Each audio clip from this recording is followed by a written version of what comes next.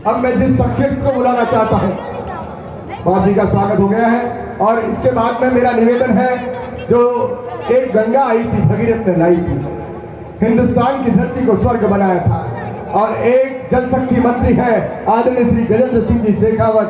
16% देश में जल के कनेक्शन थे, 60% तक पहुंचाने वाला मोदी जी का देश की जनता के सपनों को पूरा करने वाला ऐसे केवल न केवल जल शक्ति मंत्री है, ये शक्तिशाली मंत्री है। मैं उनका स्वागत और अभिवादन इस पाली की धरती पे करता हूं और उनसे निवेदन करता हूं कि हम सबका संबोधन करके हमारा उत्साह वर्धन करें। मैं पहली बात करूँ, पहले एक बात मानी, पहले हमारी बात मानो तो बात करो कि जितने कैमरा वाले खड़े से गुजर जाए, जो नीचे बैठे उनको दिखता नहीं है, उसके बिना आप सब या तो आधे इधर आ जाओ, आधे इधर आ जाओ। ये नहीं चल सकता ये सारे लोग आप यहाँ, और आप ये 3 आदमी रिकॉर्डिंग करने वाले नीचे बैठ जाओ भाई, अपने कैमरे को चालू करके। कोई खड़ा हुआ नहीं चाहिए मुझे यहाँ पे, जो जिसको सेट करना है वो सेट करे और नीचे बैठ जाए। एक भी आदमी खड़ा हुआ नहीं होना चाहिए।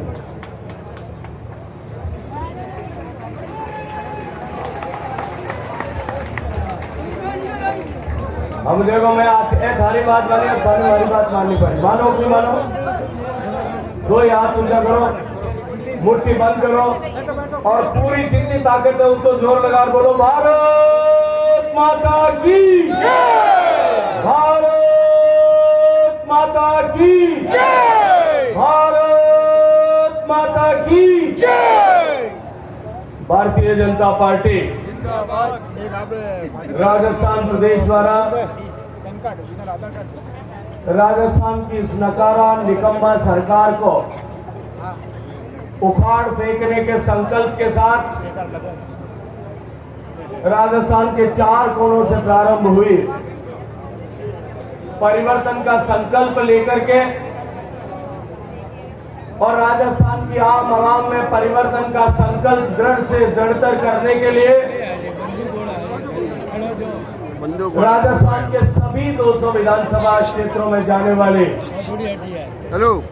परिवर्तन यात्राओं की श्रृंखला में आज पाली के इस पड़ाव पर हम सब सौभाग्यशाली हैं थोड़ा सा कि हमारा मार्गदर्शन करने के लिए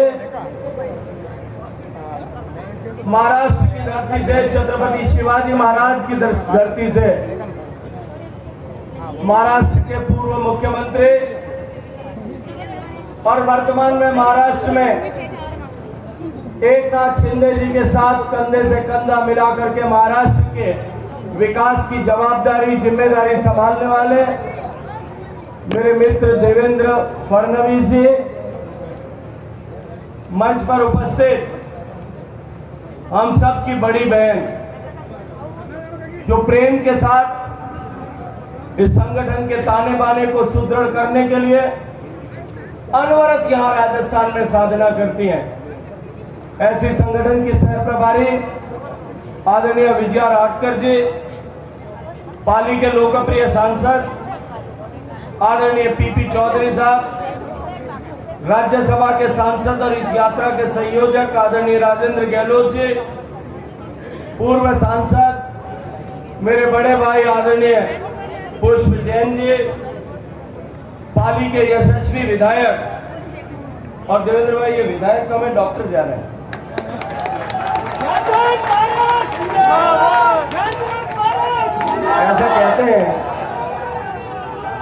ऐसा कहते हैं। एक मिनट सुनो, पहले मेरी बात सुनो, मैं सही से पूछूंगी तो जवाब दो। यूं कह रहे हैं पाली में और लोग मारवाड़ में मिनट बात करें कि कोई मांदो हो जाए ना पाली में, वो डॉक्टर पढ़ने करने पछ जाए, पहली जो है वो ज्ञान जी रखने जाए। सही बात है।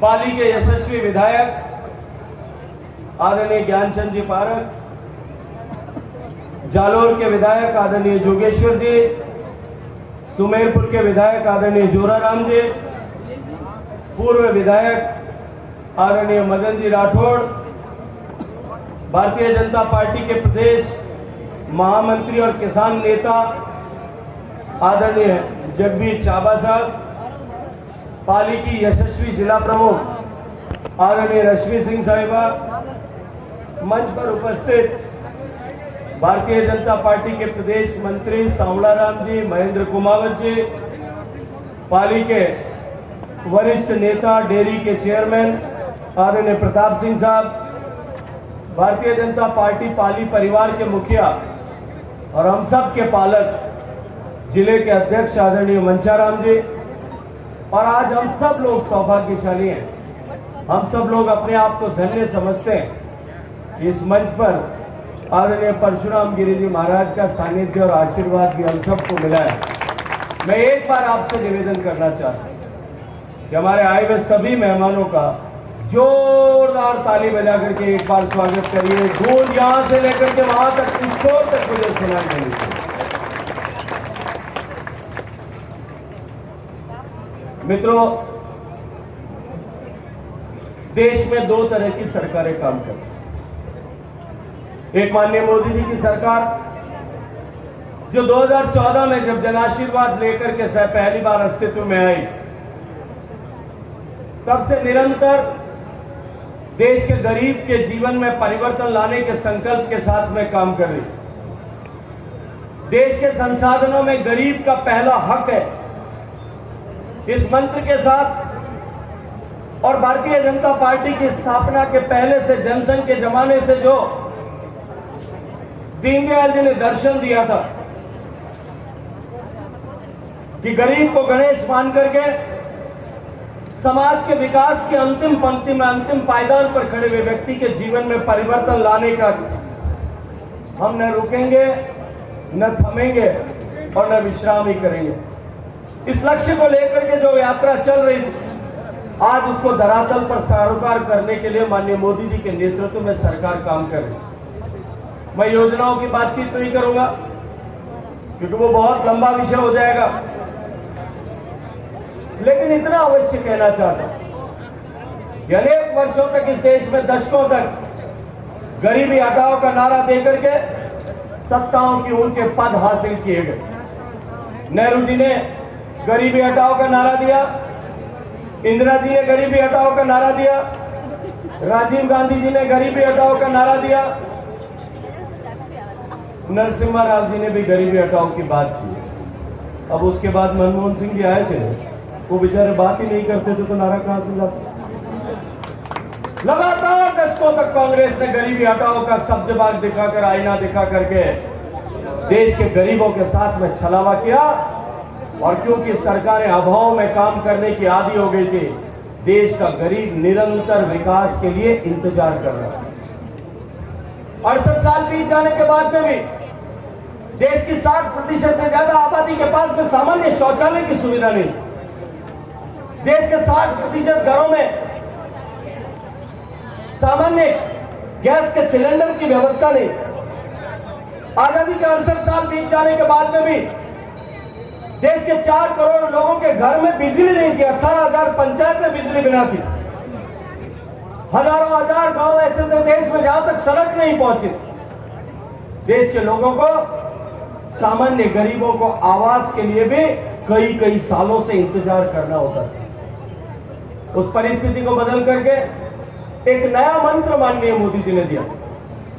गवर्निंग का, प्रशासन का, शासन का एक नया फॉर्मूला मोदी जी ने देश को दिया, और वो था कि जो भी योजना हम हाथ में लेंगे, वो योजना बिना किसी भेदभाव के, बिना किसी भी तरह के तुलना किए हुए, न वोट के आधार पर, न जाति के आधार पर, न धर्म के आधार पर, न चुनाव के परिणाम के आधार पर और न मजहब के आधार पर, बिना किसी भी तरह का भेदभाव किए हुए हर व्यक्ति को योजना का लाभ मिले जो पात्र है। ये व्यवस्था जब देश में प्रारंभ की, और जो योजना प्रारंभ करेंगे वो योजना हर गरीब तक पहुंचनी चाहिए। इस लक्ष्य के साथ में धरातल पर योजनाओं को उतार करके गरीबों के जीवन में परिवर्तन लाने का काम किया। पहली बार देश के गरीब को लगा कि कोई सरकार है जो सरकार गरीब के हित के लिए सोचती है, गरीब को दृष्टि में रख करके सारी योजनाओं का निर्माण करती है। मैं आज आपसे पूछना चाहता हूं कि अपने गांव में जब शौचालय बनना प्रारंभ हुए थे, क्या आपसे किसी ने पूछा था? मेरी माताएं बहनें पूछी बैठी हैं, क्या आप वोट में, आपने वोट किसको दिया था? कोई आपने पूछो देखिए ने वोट दियो? कोई आपने पूछो हर गांव में बीजेपी जीती, कांग्रेस जीती? कोई आपने पूछोगे थे भगवान राम ने मानो, कोई और दूसरा भगवान ने मानो। कोई आपने पूछोगे भाई थे अब की बार सरपंच में बीजेपी वाला ने जितायो, कांग्रेस वाला ने जितायो, जिला परिषद में रश्मि सिंह जी ने वोट दिया कि नहीं दिया, कोई आपने पूछताछ करी। केवल और केवल बिना किसी भेदभाव के हर व्यक्ति तक लाभ न पहुंचना चाहिए, अंतिम व्यक्ति के जीवन में परिवर्तन आना चाहिए, इस लक्ष्य को लेकर के योजनाएं बनाई। आज उसका परिणाम सामने है। नीति आयोग की रिपोर्ट कहती है देश में 13 करोड़ 50 लाख लोग गरीबी की रेखा से बाहर हो।